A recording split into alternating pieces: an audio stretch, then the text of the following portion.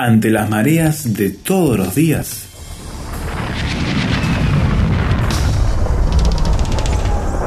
llegamos a tierra firme.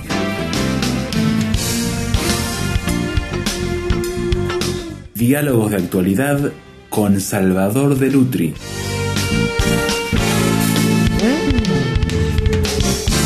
Hemos conversado mucho con Salvador de Lutri aquí en Tierra Firme sobre el fenómeno que estamos viendo de la posmodernidad. Esta era que nos lleva con todas sus implicancias a vivir a otro ritmo, a otra manera, en crisis permanente de valores, de ética, de mirar al mundo, pero también con desafíos muy interesantes de lo que la posmodernidad nos influye a todos. Una de las preguntas que podríamos hacernos, Salvador, es si esto de la posmodernidad apareció de repente porque el término de un día para el otro empezó a estar en los vocabularios de los intelectuales, de la cultura, de los medios. Lo empezamos a promocionar también nosotros en nuestras charlas, tratando de entender el fenómeno, pero ¿esto surge rápidamente o hay un proceso de gestación? ¿De dónde viene todo esto? Bueno, vos sabés que cuando Lipovetsky habla de la posmodernidad, habla de la era del vacío, sí, ¿no? Y no se llega al vacío de un día para otro, ¿no? Es decir, hay un vaciamiento, por así decirlo, ¿no? Y yo creo que en las culturas, en las sociedades, los cambios van teniendo anuncios, se van anunciando, ¿no? Es como si hay síntomas de malestar que si la cultura lo sabe leer a tiempo puede anticiparse al cambio, y si no lo sabe leer o no lo sabe interpretar, ese malestar llega a un momento que estalla. Y yo creo que en el mundo occidental hubo muchos síntomas que decían que la modernidad y el extremo racionalismo y la falta de fe y eran factores negativos para la sociedad, y que en alguna forma se trataron de decir. Algunos de esos fenómenos los viví, y creo que en su momento no se supieron interpretar como lo que eran, por eso hemos llegado al vacío finalmente, ¿no? Otros, por supuesto, no los viví. Yo creo que la modernidad, ese imperio de la razón, ¿no?, de la razón y la experimentación como únicos caminos hacia la verdad, llegan a su culminación con la Revolución Francesa. La Revolución Francesa, al destruir el imperialismo, el absolutismo monárquico, ¿no?, está destruyendo el último bastión de autoritarismo que quedaba en el mundo. Por supuesto que también se levantaron contra la religión organizada, contra la institucionalidad religiosa. Entonces, esto daba por tierra con todo un sistema de opresión para hacer surgir al individuo, al derecho del hombre, ¿no? Creo que ahí llega el clímax de la modernidad, que con la Revolución Francesa hay que entender que Francia había sido la madre de la racionalidad moderna, porque Renato Descartes nace allí, ¿no es cierto? Sí. Entonces, y Francia era líder en el pensamiento en muchos aspectos, ¿no? Voltaire, ¿no? Rousseau, Montesquieu, estamos hablando de hombres que marcaron el pensamiento. Claro, cuando llega la Revolución Francesa se destruye el absolutismo monárquico, parecería que el mundo entra en una nueva etapa. Y efectivamente la Revolución Francesa tiene una trascendencia tremenda porque los países latinoamericanos se abren a la libertad a través de las ideas de la Revolución Francesa, que eran ideas que circulaban ya por todo el mundo. Pero en Europa comienza a mostrar sus falencias. No hay que olvidarse que después de la Revolución Francesa aparece el bonapartismo y aparece el emperador, el imperio, ¿no? Y es notable que hubo artistas que detectaron esto, que se dieron cuenta por su desilusión. Uno de ellos, por ejemplo, fue Francisco de Goya y Lucientes, el famoso pintor español. Goya era republicano y él amaba a Francia y al pensamiento francés y ansiaba que los ejércitos napoleónicos cruzaran los Pirineos como mensajeros de la libertad y libertaran a su pueblo.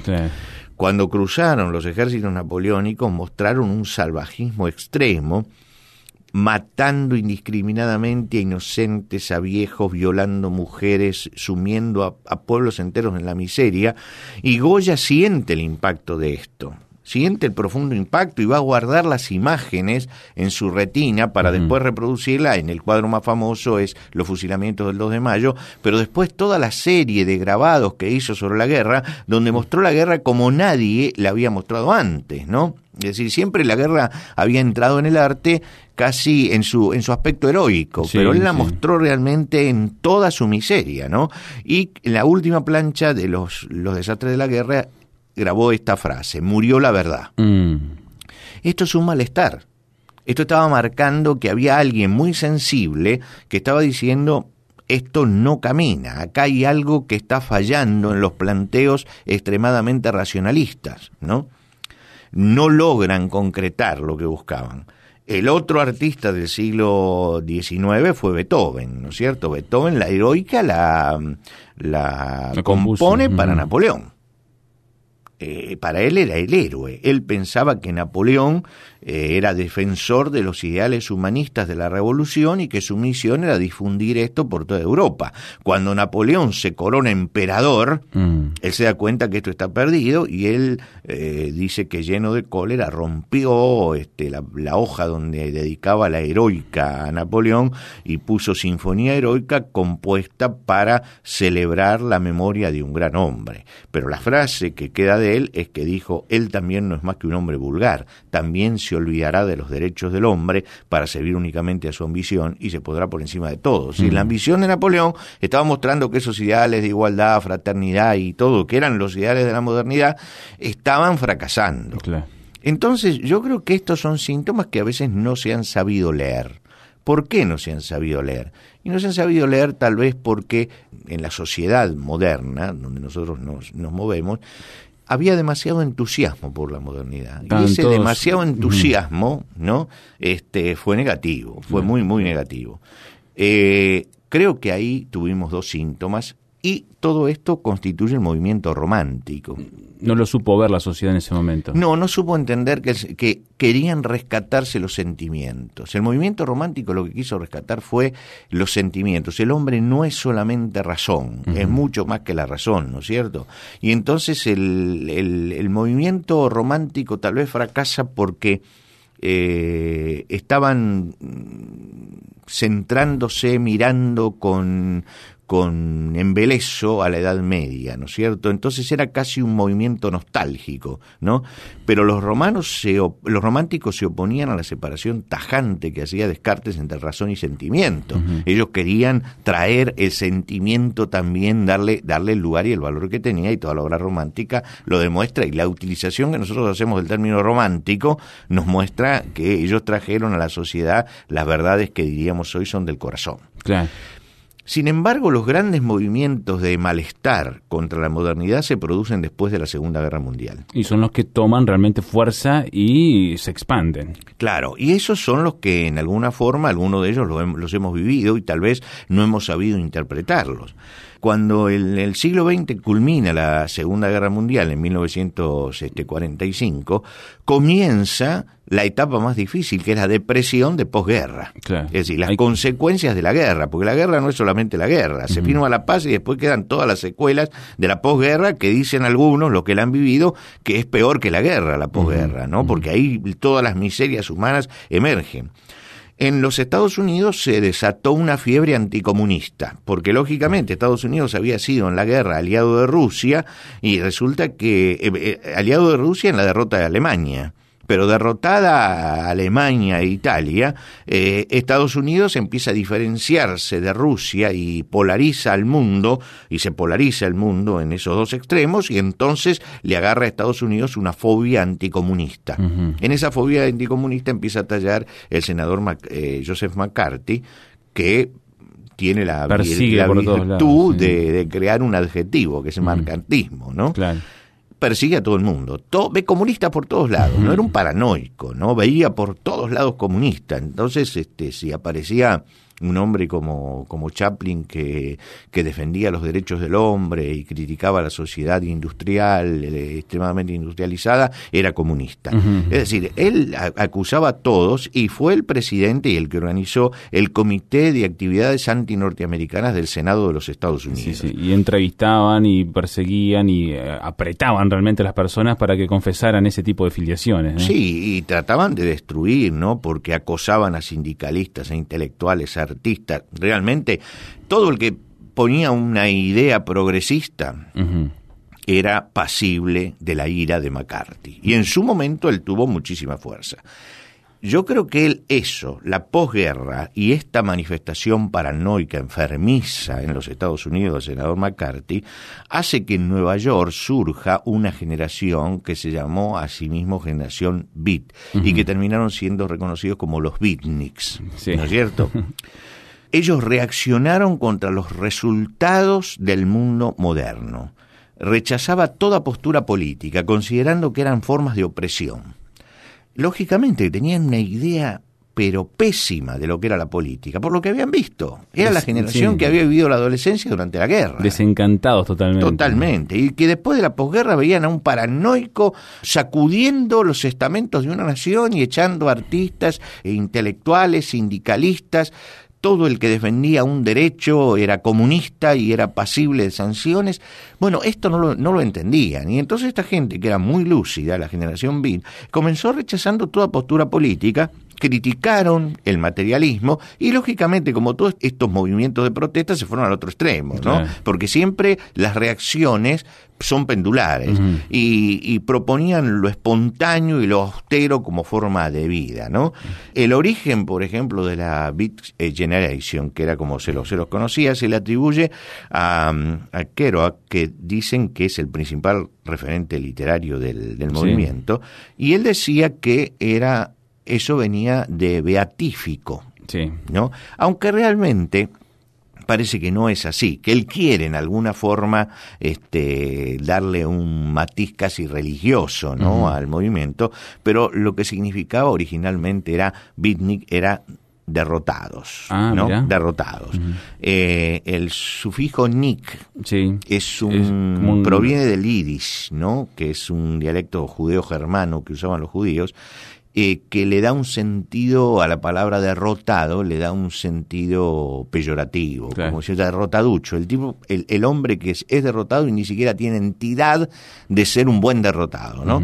Esa generación de intelectuales que produjeron una interesante literatura también, ¿no? Es una forma de reacción extrema. Yo sé que esto puede levantar las iras de los que conozcan el movimiento Beat por los extremismos a los que llegaban, claro. Pero hay que estudiarlos, es decir, hay que mirarlos desde afuera y ver, sí, cometían excesos con las drogas, excesos con el alcohol, como todos los movimientos, pero esos excesos están marcando una desconformidad, están marcando un malestar, señalan un malestar, y por eso son dignos de análisis. Estamos viendo entonces cómo desembocó lo que hoy conocemos como posmodernidad, todo el preámbulo, los movimientos sociales, las señales que se han ido dando a lo largo de la historia para entender por qué hemos llegado al estado de cosas en que nos encontramos hoy. Ya volvemos.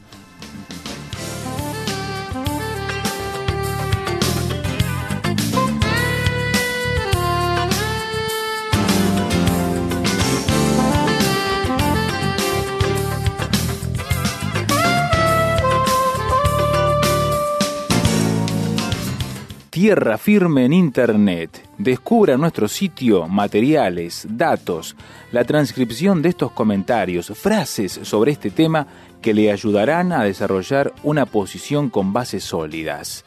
Visítenos en www.tierrafirmertm.org www.tierrafirmertm.org.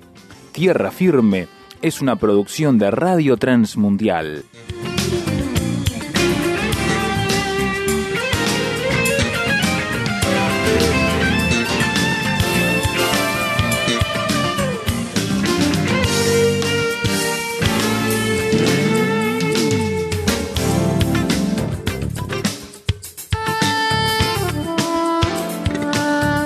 en esta reacción contra todo lo que es moderno, con toda la idea, lo moderno, con todo el estándar político de la época, el régimen cultural y económico que imperaba, Salvador, en el mundo de posguerra, no fue el movimiento beat el único que surgió en esos tiempos. No, yo creo que es generador de un movimiento posterior que nace entre el año 1965 y 1970, en los Estados Unidos también, por eso creo que es antecedente el movimiento beat, que en la década del 60 se produjo el desarrollo económico, ¿no? Y entonces muchos artículos que antes habían sido privativos de ciertas clases llegaban a todas las personas y comienza la gente a tener acceso al automóvil, al teléfono, a los electrodomésticos, y al margen de la utilidad que podían tener marcaban el estatus social, claro. ¿No es cierto? Bueno, tiene tal marca de automóvil, por lo tanto es, ¿no? Y aparece entonces una generación heredera del movimiento beat, pero con otro contexto ya, ¿no es cierto? En este nuevo contexto, que ve que están en medio de la Guerra Fría, donde las dos potencias están enfrentadas, y surge todo este materialismo, y paralelamente a esto la Guerra de Vietnam, un conflicto que había empezado en la década del 60 y termina en la década del 50 y termina en el 75, ¿no es cierto? Millones de jóvenes van percibiendo la contradicción de este sistema. Por un lado, una guerra fría, por otro lado, una guerra abierta donde están muriendo muchos jóvenes, por otro lado, el extremo materialismo del pueblo que sigue encontrando en los objetos su significación. Y entonces surge el movimiento hippie, ¿no? El movimiento hippie es un movimiento que no llega a tener una organicidad como movimiento, ¿no? Pero era una generación que calificaba de mediocre y aburrido a sus mayores. Iniciaron incursiones espirituales que llamaríamos libres, un acercamiento a la naturaleza, que es un rechazo justamente del materialismo, tratando de volver a las raíces, y se reunían formando comunidades en las que no existía ningún tipo de jerarquía. Exaltaban su rebelión contra todos los convencionalismos y contra la sociedad burguesa, iniciaron una revolución sexual también, facilitada por la difusión de los anticonceptivos. Lo que quiere decir que los lemas que enarbolaban eran paz y amor. Sí. Es interesante porque en un momento en que estaba la guerra de Vietnam, que estaba la Guerra Fría, ¿no es cierto?, que los odios se exacerbaban y que el materialismo crecía, aparecían comunidades que volvían a una vida que nosotros llamaríamos primitiva, predicando paz y amor. Es la reacción de un sector importante de la juventud del primer mundo, ¿no es cierto?, porque los hippies nacen allí, que sentían que no querían perder la dimensión humana, no querían perder eso, ¿no? Es interesante que son todos movimientos juveniles, gente de generaciones que están rebelándose contra el mundo adulto. Claro, es que el joven es el que mejor percibe las contradicciones del adulto, porque está pasando de la niñez está entrando a la adultez y no encuentra en ese mundo una satisfacción. Justamente ese movimiento joven también está en Europa, porque el Mayo francés es una rebelión de estudiantes en Francia, a la que después se suman los obreros en una huelga multitudinaria que del 3 al 5 de mayo de 1968 realmente paralizó a Francia e involucró a más de 10 millones de personas, ¿no? Y ellos tenían ciertos lemas, la imaginación al poder. Es decir, estaban diciendo lo que tenemos ahora y lo que racionalmente nos ofrecen no sirve. Prohibido prohibir, seamos realistas, pidamos lo imposible. Paren el mundo que me quiero bajar, ¿no? Están comprando tu felicidad, róbala, ¿no? Es decir, era todo un movimiento de reacción. El movimiento francés fue el que mejor fue percibido por los intelectuales. ¿Ah, sí? Claro, porque Marcuse y Sartre se comprometieron con esto y fueron líderes de este movimiento. Y se produjo una unión entre sindicalistas y universitarios que nunca se había dado, eran siempre estamentos separados, se unieron en esta lucha que después, por supuesto, va quedando en la nada, ¿no? Después se van neutralizando. Pero yo creo que estas cosas fueron síntomas muy importantes que no supimos ver. Para la sociedad es fácil decir estos hippies son unos locos, ¿no es cierto? Unos marginales. El Mayo francés son los estudiantes revoltosos, pero no, son síntomas en la sociedad que van mostrando que se va creando un malestar que va a desembocar en algo. Eso que desemboca es la suma de todo lo que se fue gestando. Y entonces podemos hacer la suma. Decimos, Goya y Beethoven se desencantaron con Napoleón y con la Revolución Francesa. Los románticos. Los románticos, ¿no? Estaban desencantados con el racionalismo. La generación Beat estaba desencantada con la política y el materialismo de su país. Los hippies estaban desencantados con sus mayores, ¿no es cierto? El mayo francés estaban desencantados con la organización social. Y cuando el desencanto se hace general, entonces decimos es la posmodernidad. Porque la posmodernidad, ¿qué es? Es que nos hemos desencantado de todo el pasado, ¿no? En medio de todo esto, los hombres necesitan una respuesta. No se puede vivir en el desencanto.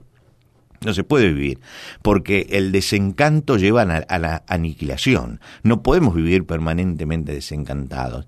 Entonces uno dice, ¿con qué estaban desencantados ellos? Estaban desencantados con la violencia, con el extremo materialismo, estaban desencantados con la política venal, estaban desencantados con el racionalismo extremo, estaban pidiendo espiritualidad, paz y amor, ¿no es cierto? Estaban pidiendo eso, estaban pidiendo cambios, otra cosa.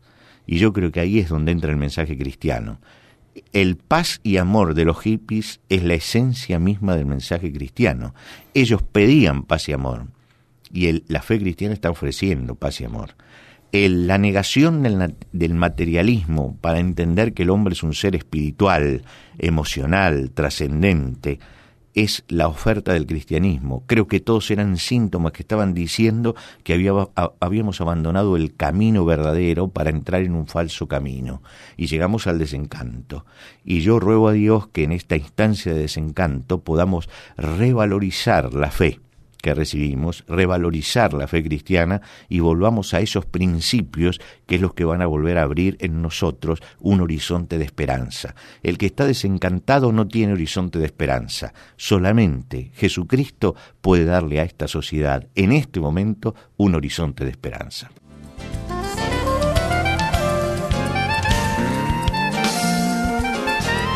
Los grandes músicos en tierra firme. Beethoven llega a esta sección con su sinfonía número 5, el primer movimiento.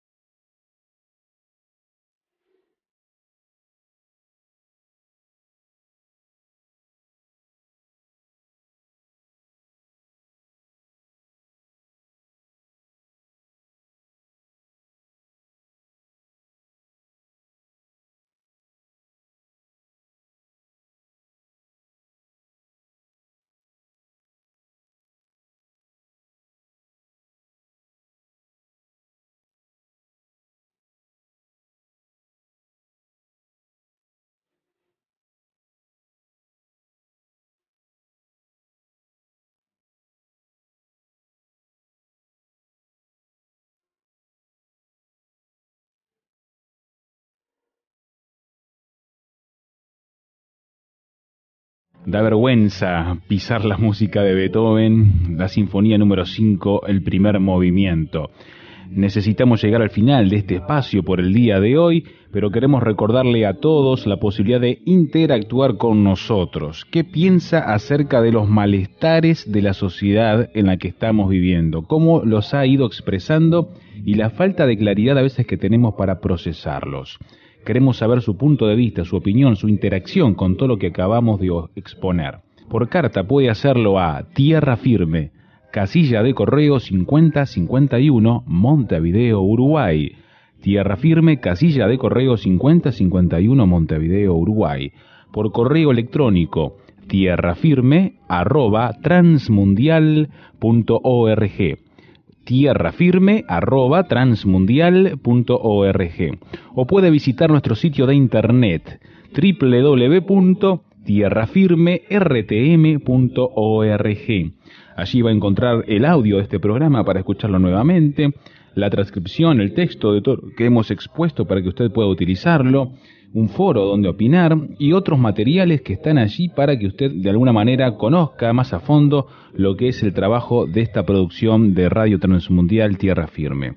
Así que www.tierrafirmertm.org es nuestra dirección de internet. Por ahora nos vamos despidiendo de usted y le dejamos todos estos canales de comunicación para interactuar con nosotros. Volveremos a estar al aire cuando presentemos nuevamente Tierra Firme.